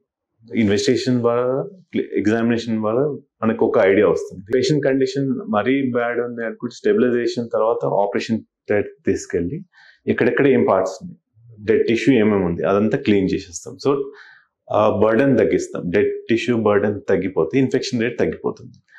ఆ ఫస్ట్ స్టేజ్ అయిపోయాక 48 hours తర్వాత మళ్ళీ రీఅసెస్మెంట్ చేసుకొని నెక్స్ట్ రీకన్స్ట్రక్షన్ పార్ట్ ప్లాన్ చేసుకోవచ్చు. ఎందుకంటే ఎమర్జెన్సీ వచ్చినప్పుడు ఆ టైం నైట్ ఉండొచ్చు, ఏదైనా ఉండొచ్చు. Stabilisation and assessment, removal of dead tissue, infection load తగ్గించడానికి ఒక సర్జరీ అవుతుంది. 48 hours తర్వాత డెఫినెటివ్ సర్జరీ ప్లాన్ చేసుకోవచ్చు. ఇప్పుడు మొత్తం బోన్ అంతా పోయింది, బోన్ స్టెబిలైజ్ చేస్తుంది. ఆర్థోపెడిక్ పెద్ద గాయం ఉంది, దానికి అప్పుడే సర్జరీ చేయాలని ఏం లేదు. నెక్స్ట్ 48 hours తర్వాత మళ్ళీ వేరే దగ్గర తీసి చేసుకోవచ్చు. ఎందుకంటే తన తట్టుకునే శక్తి కూడా చూసుకోవాలి కదా. అంటే బ్లడ్ లాస్ అయి ఉంటుంది, అవన్నీ ఇంత మేజర్ సర్జరీ తట్టుకుంటారా లేదా అన్నది కూడా. కొన్ని చిన్న సర్జరీస్ అనుకుంటే అదే టైంలో అయిపోతుంది, 1 sittingలో అయిపోతుంది. మేజర్ సర్జరీస్ ఏమవుతుందంటే మైక్రోవాస్కులర్ ఇట్లాంటి తర్వాత డేకి నెక్స్ట్ 48 hours తర్వాత అసెస్మెంట్ చేసుకొని ప్లాన్ చేసుకుంటాం. కారణంగా అంటే వేరే వాళ్ళ స్కిన్ కానీ వేరే వాళ్ళంటే చర్మాన్ని వేసినప్పుడు సో అది ఫారెన్ బాడీగా గుర్తించి దాని మీద మళ్ళీ బాడీ అటాక్ చేయడం లాంటివి చేస్తాయి కదా, దాన్ని ఎట్లా చేస్తారు సార్? సో వేరే వాళ్ళ స్కిన్ అనేది ఆల్వేస్ టెంపరీ. బర్న్స్లో ఎస్పెషల్లీ మనం వాడతాము. ఎప్పుడైతే ఇప్పుడు మన పేషెంట్ చాలా పర్సంటేజ్ బర్న్ ఉంది, ఒరిజినల్ తన దగ్గర ఉన్న స్కిన్ చాలా కొంచెం ఉంది కవర్ చేయడానికి. అలాంటప్పుడు ఏమవుతుందంటే బర్న్ టిష్యూ తీయలేదు అనుకోండి, అది ఇన్ఫెక్ట్ అయ్యి సెప్టిక్ అయ్యి లైఫ్ థ్రెటనింగ్ అవుతుంది. అలాంటప్పుడు ఏమవుతుందంటే ఆ మొత్తం టిష్యూ బర్న్ అయింది, డెడ్ తీసేశాక మన ఒరిజినల్ స్కిన్ని కలిపి ఈ స్కిన్ మిక్స్ అండ్ మ్యాచ్ చేసుకొని పెట్టేసేయచ్చు ఇన్ బిట్వీన్ గ్యాప్స్ లాగా. సో ఒక స్క్వేర్ సెంటీమీటర్ తన ఒరిజినల్ స్కిన్, దాని మధ్యలో ఇంకో వేరే స్కిన్. సో 2 weeks తర్వాత ఏమవుతుందంటే ఈ బర్న్ అంతా హీల్ అయిపోతుంది కదా ఒరిజినల్ స్కిన్ తోటి. మన బాడీ ఈ మధ్యలో ఉన్న గ్యాప్స్లో వేసిన వేరే స్కిన్ రిజెక్ట్ చేస్తుంది. సో అక్కడక్కడ ఐలైన్స్ మన స్కిన్ ఉంటే దాని నుంచి పెరిగి ఆ స్కిన్ అనేది మళ్ళీ ఫామ్ అయిపోతుంది. సో కొందరు టెంపరీ కూడా వేస్తాం తీసేసి తను రికవర్ కావడానికి. అది 2 weeks లో తను అంతా రికవర్ అయిపోయే టైంకి వాళ్ళ ఒరిజినల్ స్కిన్ తీసి కూడా వేసే ఆప్షన్ వస్తుంది మనకి. సార్ సాధారణంగా అంటే ఏదైనా కట్స్ జరిగినప్పుడు శరీరంలో అవి మార్కులుగా ఉండకుండా, అంటే బర్రలు అంటాం కదా మనం, అట్లా ఉండకుండా ఉండడానికి మనం ఎటువంటి జాగ్రత్తలు తీసుకోవాలి? చాలా మందికి ఏంటంటే కట్స్ అవుతే ప్లాస్టిక్ తోటి మార్క్స్ లేకుండా మొత్తం తీసేయచ్చు అనుకుంటాం. బట్ మనం లో ఉన్నప్పుడు సెకండ్ ట్రైమిస్టర్లో ఉంటాం కదా, అప్పుడు ఏదైనా కట్ అయింది అనుకోండి స్కార్లెస్గా హీల్ అవుతుంది, ఏం మచ్చ ఉండదు. థర్డ్ ట్రైమిస్టర్లో చిన్నగా లో కట్ అయినా ఎక్కడైనా పేగు చుట్టుకుపోయి బ్యాండ్ అయింది అనుకోండి, ఆ స్కార్ అనేది పుట్టినాక కూడా స్కార్ కనబడుతుంది. సో పుట్టినాక ఎవరికైనా ఎక్కడ కట్ అయినా స్కార్ అనేది ఇన్ఎవిటబుల్, ఎందుకంటే మన బాడీ టిష్యూ అలా హీల్ అవుతుంది స్కార్ తోటి. సో ప్లాస్టిక్ సర్జరీలో ఏంటంటే ఎక్స్ట్రా స్కార్స్ ఇవ్వం. ఇప్పుడు ఏదైనా కుట్లు వేస్తున్నాం అనుకోండి, ఇప్పుడు గని బ్యాగ్ కూడా కుట్టడమే, ఎంబ్రాయిడరీ కూడా కుట్టడమే. సో ప్లాస్టిక్ ద్వారా ఏంటంటే ఫైన్గా నీట్గా చేస్తూ కట్ అయినది అంతమందమే ఫైన్ లైన్ స్కార్ వచ్చేటట్టు చేస్తాం. మళ్ళీ చాలా మంది ఇట్లా కట్ అయింటే అడ్డంగా కూడా గీతలు ఉంటాయి, అవన్నీ కుట్ల మార్కలు. చాలా మంది కుట్లు ఇస్తున్నారు, వద్దు సార్ నాకు కుట్ల ద్వారా ఎక్కువ మచ్చలు అవుతాయి. ప్లాస్టిక్ ద్వారా ఏంటంటే ఆ ఫైన్ లైన్ వచ్చేటట్టే చేస్తాం. తర్వాత మళ్ళీ క్రీమ్స్ వాడితే చాలా వరకు 1.5 year 2 yearsలో చాలా వరకు స్కిన్లో కలిసిపోతాయి. సో ఈ కుట్లు వేసామనుకోండి పెద్ద పెద్ద దారాలతో గట్టిగా వేసేస్తే దాని మచ్చలు ఎక్కువ అవుతాయి, యాక్చువల్ కట్ కంటే ఆ మచ్చ ఎక్కువ అవుతాయి. సో ప్లాస్టర్ ద్వారా ఏంటంటే ఫైన్ కుట్లు వేస్తాము, సో మచ్చ తక్కువ ఉంటుంది. సో చాలా పేషెంట్స్ అడుగుతారు, మీరు ప్లాస్టర్ చేస్తా అన్నారు కుట్లు వేస్తున్నారు ఏంటి అని. సో కుట్లు వద్దండి నాకు మచ్చలు ఎక్కువ అవుతాయి అని. సో అట్లా కాదండి, plastic surgery is entirely different. ఈ కుట్లు వేరు, ప్లాస్టిక్ సర్జరీ కుట్లు వేరు, రెగ్యులర్ కుట్లు వేరు. దీనివల్ల మచ్చలు తక్కువ ఉంటుంది, అంటే క్రీమ్స్ వాడడం వల్ల ఇంకా కలిసిపోయేటట్టు చేయొచ్చు అంట. థ్యాంక్ యూ డాక్టర్ గారు. సో ఎన్నో విషయాల మీద మాకు ప్రివెంటివ్ స్టెప్స్తో పాటు అసలు ప్లాస్టిక్ సర్జరీ ఎన్ని రకాల ఆపరేషన్ చేస్తారు, సో చికిత్సా విధానాలు ఏ రకంగా ఉంటాయి, ఏమేమి చేయించుకోవచ్చు అని ఎంతో అవగాహన ఇచ్చారు. థ్యాంక్ యూ వెరీ మచ్ అండి. థ్యాంక్ యూ అండి. వ్యూవర్స్, ఇది ఈ వారం డాక్టర్ స్టాక్. వచ్చే వారం మరో డాక్టర్ కలుద్దాం. చూస్తూనే ఉండండి మెట్ ప్లస్ 1 TV.